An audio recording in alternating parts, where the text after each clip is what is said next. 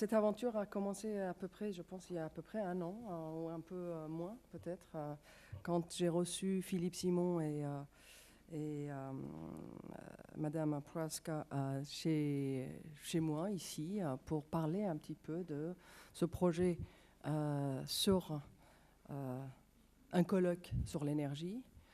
J'étais pas sûre si on pouvait vraiment faire quoi que ce soit avec l'école et avec les problèmes budgétaires qu'on a dans tout le monde entier aujourd'hui. Mais nous voilà et voici. Je pense que si on n'a pas d'argent, on a quand même des équipes, des chercheurs, des enseignants, des étudiants, des équipes qui travaillent de telle manière qu'on compense pour ce déficit de finances ces jours-ci. Apparemment, hier, il y avait 200 personnes dans la salle.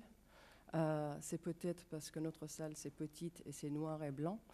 Mais je suis sûre et certain qu'au fil de la journée, on va remplir la salle en écoutant des conférences, j'espère, aussi passionnantes que vous avez fait hier, parce que j'ai entendu qu'il y avait des Chicago qui est la ville de développement durable. So, good morning, Chicago. Welcome to Paris. It's great to have you here. I'm sure that the person who's going to be translating for you will be here soon. No, she's there. Oh, she's there. Yeah. Sorry, it's my glasses. You're there. And I'll try to do my own lecture in 2 languages, even though sometimes it sort of takes longer. So in honor of you being here and telling us how you do it over there with that beautiful windy city. So merci beaucoup et à très très bientôt plus tard dans la journée pour ma conférence. Bonne conférence à tout le monde et à plus tard. Alors bonjour, je vais vous parler du contexte scientifique de ce travail dont fait partie le colloque. Il est donc ce colloque le premier pan d'une recherche retenue dans le cadre du programme Ignis Munta Tres. Donc, comme dit l'adage des anciens alchimistes, le feu ou l'énergie qui transforme les choses. Ce programme fut lancé par le Bureau de la recherche architecturale, urbaine et paysagère du ministère français de la Culture et de la Communication, de concert avec le ministère de l'Écologie, Développement durable, etc., c'est un nom très long, et aussi l'Atelier international du Grand Paris. Philippe, il faut que tu te concentres. Sous le titre « Penser l'architecture, la ville et les paysages au prisme de l'énergie », le Bureau de la recherche a proposé l'interrogation suivante. Comment stimuler la conscience des bonnes pratiques en matière d'aménagement à travers le prisme des différentes formes de l'énergie exosomatique, c'est-à-dire celle qui fait tourner les activités humaines, celle qui exclut l'énergie donc nécessaire au métabolisme propre au corps humain. Notre équipe de chercheurs propose tout d'abord ce questionnement par le biais de l'étude d'un territoire spécifique qui retient de plus en plus l'attention de la communauté scientifique et des maîtres d'œuvre, le toit.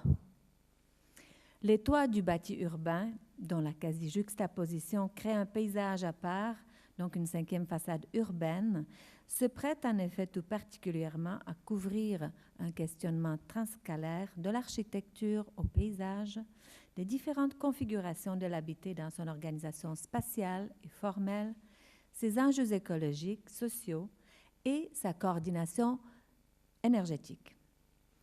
Constitué de vastes surfaces à majorité inoccupées, ce territoire représente une ressource d'espace à saisir, qu'il soit considéré comme un paysage culturel ou comme une sorte d'infrastructure urbaine instrumentalisable. Il présente aujourd'hui comme un territoire à conquérir et à s'approprier collectivement comme un tout.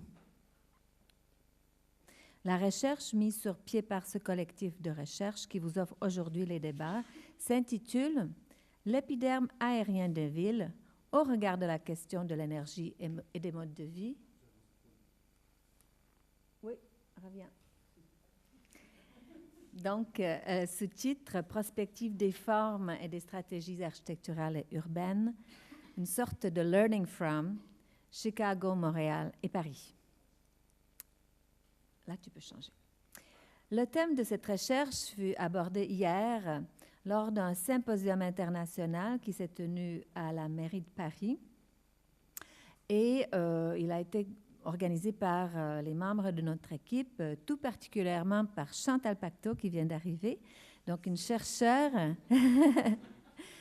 chercheure et directrice à l'interdisciplinarité auprès du GIS Climat Environnement Société, donc ce regroupement de scientifiques CNRS qui se penche sur d'importantes questions relatives aussi au développement des toits et à l'avenir des toits, en fait, dans les villes. Alors, donc, cette recherche dont je vous parle propose un regard croisé sur le potentiel du paysage des toits de 3 villes sur 2 continents. Alors, elles sont bien sûr nettement distinctes de Chicago, Montréal, Paris, mais elles partagent aussi des points communs. D'une part, elles sont approximativement comparables en termes de population. D'autre part, chacune d'elles incarne une expérience particulière quant à la mise en valeur du paysage des toits. À Paris, l'intérêt pour l'occupation des toits ne se limite pas au verdissement des surfaces. Inscrite dans l'histoire de la ville, l'approche étant écologique qu'architecturale et urbanistique. Évoquons par exemple les nombreuses productions culturelles qui touchent les toits de Paris, cinéma, littérature, art visuel, ou encore la récente polémique de la surélévation du Vélome parisien. Chicago, pour sa part, est pionnière de la promotion et de l'expérimentation dans le domaine des toits végétalisés, dont elle détient le record nord-américain. L'imaginaire lié au mouvement Green Roofs a forgé une véritable image de marque de cette ville. En fait, Montréal, trait d'union culturelle et scientifique entre l'Europe et l'Amérique, mise sur son identité, comme Paris, sur les toits de son tissu urbain ordinaire et autant sur le centre-ville bâti sous le modèle de Chicago, ville verticale. Ainsi, si ces 3 villes sont distinctes, notamment au regard de leur densité, Paris est 4 fois plus dense que Chicago et 5 fois plus dense que Montréal. Et si elles sont distinctes également par leur appartenance à différentes histoires et cultures d'urbanisation, elles demeurent apparentées par l'imaginaire identitaire qui a fait des formes et des traitements des toits l'un des caractères distinctifs de chacune. Philippe, merci. Associant des chercheurs d'universités françaises, américaines et canadiennes, je coordonne ce travail collectif depuis l'Université du Québec à Montréal. D'une part, le chantier scientifique est soutenu par 5 laboratoires couvrant des champs d'urbanisme, d'architecture, de sciences de l'environnement et de l'ingénierie écologique. Au Canada, le département d'études urbaines et touristiques à l'Université du Québec à Montréal, où loge la recherche, et l'Institut des sciences de l'environnement rattaché à la Faculté des sciences de l'Université du Québec à Montréal, avec la directrice, Mme Louise Vandelac, et Éric Duchemin, qui vous parleront aujourd'hui. En France, le laboratoire ACS, donc logé ici à l'École d'architecture, avec Philippe Simon et Sabri Bendimerad. Et aussi le regroupement GIS Climat Environnement Société, principalement son laboratoire biogéochimie et écologie des milieux continentaux, avec Luc Abadi et Chantal Pacteau. Aux États-Unis, Tall Buildings and Urban Habitat Council, affilié au College of Architecture de IIT, donc the Illinois Institute of Technology à Chicago, avec Anthony Wood. Sont également de la partie Chris Yunez de l'École d'architecture Paris-La-Villette, Pierre Boyer-Mercier de l'École d'architecture de l'Université de Montréal et l'architecte Thomas Scheck, enseignant au MOBAD Grenoble.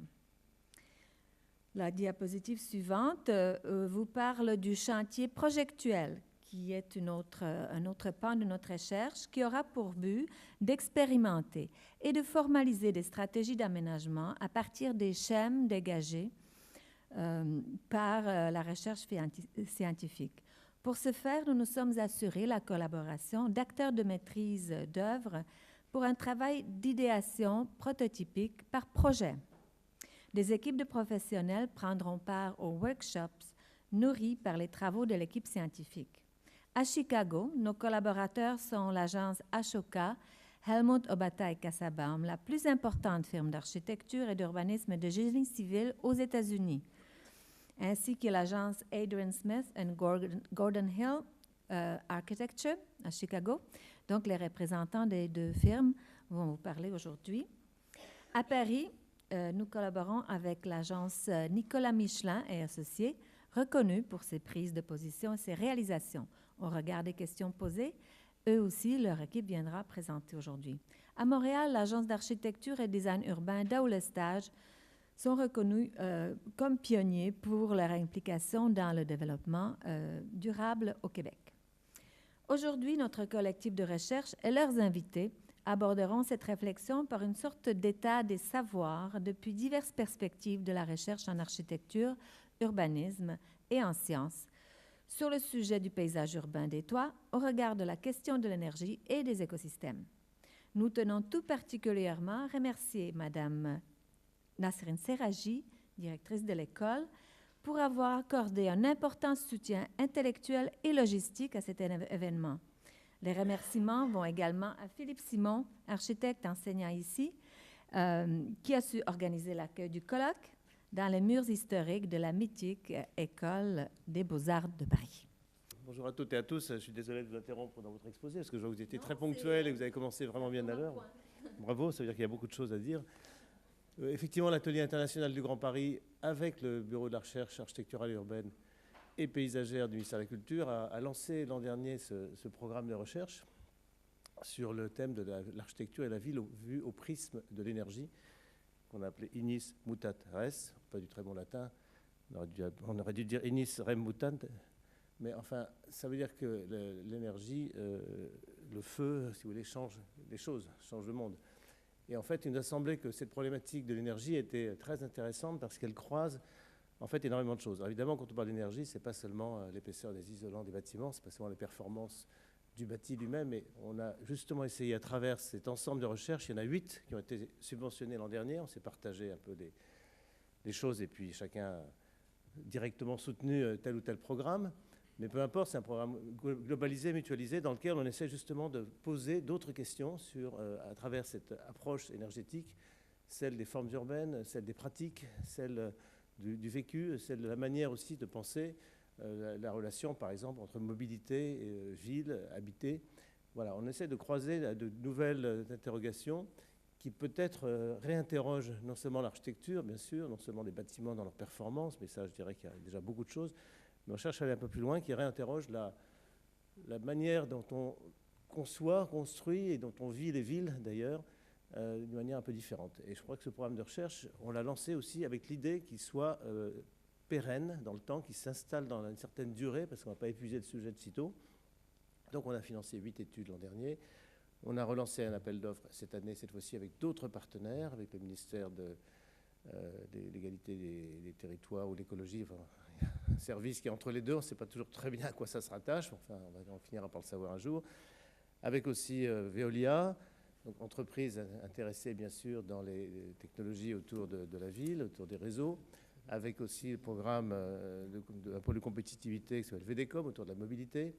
On cherche peut-être à élargir à d'autres partenaires, le PUCA, le plan urbanisme, construction, architecture. Enfin, on a essayé de rassembler un pool, si vous voulez, de partenaires qui permettent de relancer cette année une deuxième session. Elle a été jugée déjà d'ailleurs.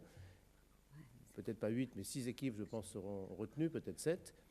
Et on va relancer à nouveau l'année prochaine, puisque ces programmes de recherche sont sur 2 ans, on va relancer un nouvel appel d'offres pour qu'en permanence, si vous voulez, en régime de croisière, on ait 14, 15, 16 équipes qui puissent travailler sur des programmes de 2 ans à cela, avec des séminaires de travail comme celui-ci aujourd'hui, ou d'autres séminaires plus larges qui rassemblent l'ensemble des équipes qui viendront exposer, il y en a bientôt en novembre, leurs problématiques de recherche pour celles qui démarrent et le point d'avancement de leurs travaux pour celles qui sont en cours. Voilà, c'est un programme qu'on soutient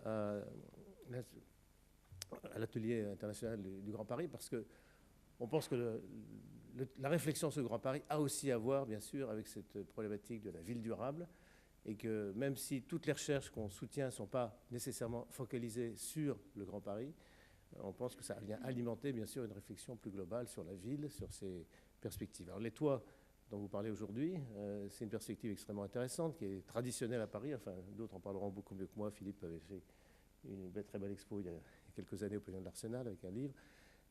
C'est pas seulement d'ailleurs quelque chose qui est inscrit déjà depuis longtemps dans les pratiques, je dirais, de développement urbain parisienne, rajouter des étages, mais on voit que c'est des perspectives nouvelles qui peut-être vont justement dans le sens d'une transformation de la ville sur elle-même, de construire la ville sur la ville, en la surélevant tout simplement. Ça peut être souvent des opérations gagnantes-gagnantes, comme on dit, intéressantes, parce qu'elles permettent soit des copropriétés, de produire quelques nouveaux logements qui permettront peut-être justement de financer la transformation, l'adaptation, peut-être la mise aux normes ou à niveau du bâti existant. Et puis, songeons aussi que ce n'est pas seulement dans des situations parisiennes qu'il faut peut-être regarder cette situation de potentiel de surélévation, mais peut-être aussi à un horizon plus large. Beaucoup d'écoles, de gymnases, de supermarchés, beaucoup de bâtiments, quand on regarde dans le Grand Paris ou dans les métropoles, sont des bâtiments à rez-de-chaussée qui peuvent donner une occasion justement de densification, d'occupation, de transformation de la ville, en étant économe d'espace, sans aller consommer de la terre agricole en grande périphérie.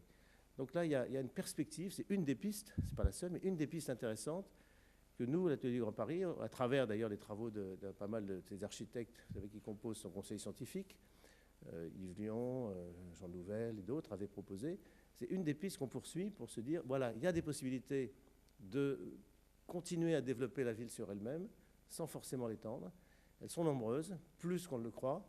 Et celle-ci, cette piste-là, en est une intéressante parce qu'elle est, je dirais, peut-être assez facilement, d'une certaine manière, applicable.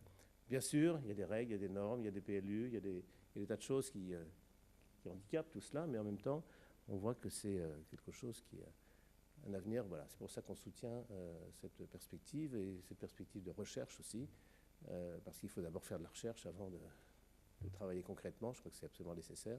En tous les cas, c'est le sens de notre participation à ce programme et on est très heureux qu'ici, à Malaquais, vous accueillez ce séminaire qui a d'ailleurs déjà, hier enfin vous allez le dire, ou vous avez peut-être déjà dit, un avant-goût déjà qui a été présenté dans le cadre d'un colloque international là, sur le climat. Donc on voit qu'il y a beaucoup en ce moment d'ailleurs de réunions, de colloques de réunions sur cette question, je dirais, pas seulement de l'énergie, du climat, d'une approche un peu plus globale qui est déployée. Il y a des schémas, vous savez, des SRCAE, des schémas régionaux, sur le climat et l'énergie, qui sont en train de se mettre en place. Voilà, à la suite du Grenelle, 1, 2, il y a beaucoup de choses en cours aujourd'hui. Je crois qu'on avance, même si certains trouvent qu'on n'avance pas assez vite, je pense qu'on avance dans le sens d'une ville peut-être plus vertueuse, plus économe. Ce n'est pas seulement la question du climat, c'est aussi la question peut-être de mieux vivre tout simplement pour ses propres habitants. Voilà, merci. Je ne voulais pas interrompre plus longtemps votre séminaire, mais juste pour vous dire ce petit mot d'accueil et dire combien on était heureux de pouvoir soutenir des recherches comme celle-ci. Voilà, merci beaucoup. So I'm an architect with Adrian Smith Gordon Gill Architecture in Chicago. And my focus for the last 3 years has been on this project called the decarbonization of the Chicago Loop, which is the central business district in Chicago. So it started as a pro bono project for the city. It was 2009 recession in the States, and we had a lot of architects with nothing to do. And so we thought, we'd always wanted to do a lot of research, but had been too busy. And so then we had lots of time and lots of people. So we started on this project. And this project started out as a small study of the Chicago Loop, what we could do with the buildings in the loop, the existing buildings, to make them more energy efficient. And it developed into a giant project. And so it developed into this book. And I brought a couple of copies